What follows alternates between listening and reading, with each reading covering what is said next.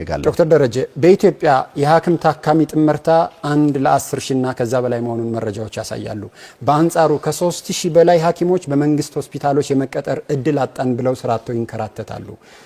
የሐኪም እጥረት ባለበት ሀገር እንዴት ሐኪሞች ስራ ያጣሉ? ምንድነው እየሰራችሁ ያላችሁት የሚል ጥያቄ አለ።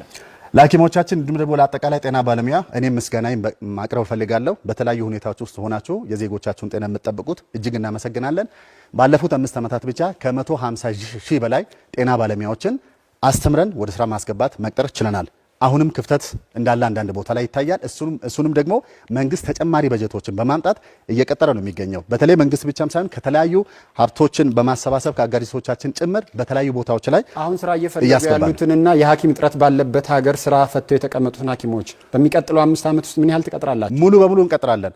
በተለይ ደግሞ መንግስት ሐኪሞችን ብቻ አይደለም ስፔሻሊስቶችን በየአመቱ ከ2000 በላይ ስፔሻሊስቶችን የሚያስተምር ብቸኛ በአህጉሩ ላይ ያለ ሀገር ነው ኢትዮጵያ። ለጎረቤት ሀገራት ጭምር የምናስተምር ነው። በሚቀጥሉት ሙሉ በሙሉ ለመቅጠር ጥረት ይደረጋል። ግን መንግስት ብቻም ሳይሆን ግሎችም ሌላ ቦታ ላይ ይቀጠራሉ። ሐኪሞች የሕክምና ሙያ ላይ ሆነን እየሰራን በእለት የምንበላው እስክናጣ የምናድርበት ቤት እስካይኖርን ድረስ ተቸገርን። ሰው ለማዳን ተምረን ሰው እያከምን እያለን በሕክምና ጦት እየሞትን ነው ብለው በአደባባይ በተለያዩ መንገዶች ጥያቄ አቅርበዋል። እስካሁን አልመለሳችሁም። አሁንም ይሄ ጥያቄ አለ። ምንድነው ምላሻችሁ? የጤና ባለሙያዎችን ሕክምና አስመልክቶ በዚህ ዓመት ጀምረናል።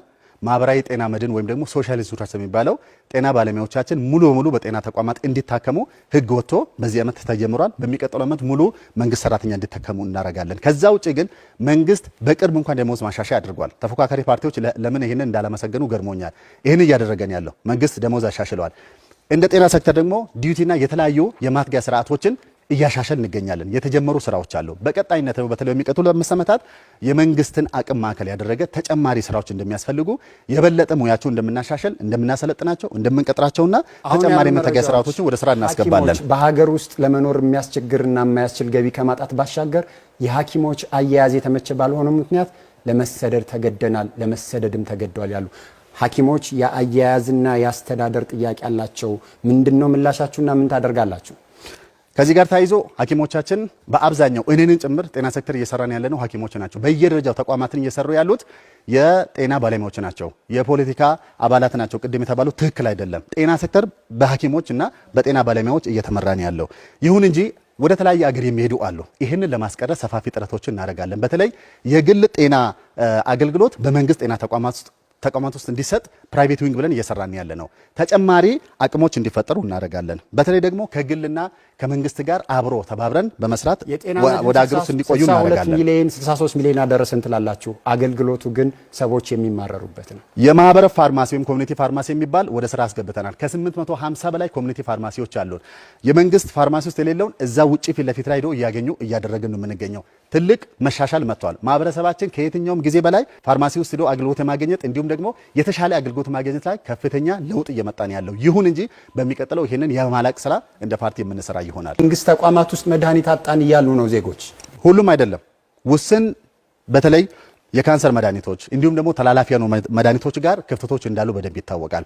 አንዳንድ መድኃኒቶች ላይ አሁንም ክፍተት አለ። ምክንያቱም አገር ውስጥ ማምረት ብንጀምርም ከውጭ የምናስገባቸው በርካታ መድኃኒቶች አሉ። እነዚህ ዓለም አቀፍ ማጓጓዣ ስርዓቶች አንዳንድ ጊዜ ሊስተዋገሉ ይችላሉ። በ50 ቢሊዮን ስልም ደግሞ አንዳንድ ተቋማት ላይ ክፍተቶች ሊኖሩ ይችላሉ። ስለዚህ በሙሉ አቀርበናል እያልኩ አይደለም፣ ክፍተቶቹ አሉ በየቦታው። ይህንን ለማስተካከል በቀጣይነት በስፋት የሚሰራ ሆኖ የአጠቃቀም ስርዓቱን ለመሸፈን የመረጃ ስርዓትን ዲጂታላይዝ ማድረግ ጀምረናል። የወረርሽኝ ምላሽ መስጠት አቅምን በተመለከተ ብዙ በዘርፉ ያጠኑ ምሁራን የሚያቀርቡት ጥያቄ የወባ ወረርሽኝን በወረርሽኝ ደረጃ እንዳይከሰት አድርጋ የነበረች ሀገር በወባ ወረርሽኝ በሚሊዮኖች የሚቆጠሩ ዜጎች የሚያዙባትና በሺዎች የሚቆጠሩ የሚሞቱባት አድርጋችኋታል የሚል ጥያቄ አለ። እናንተ ግን ወረርሽኝ የመከላከል አቅም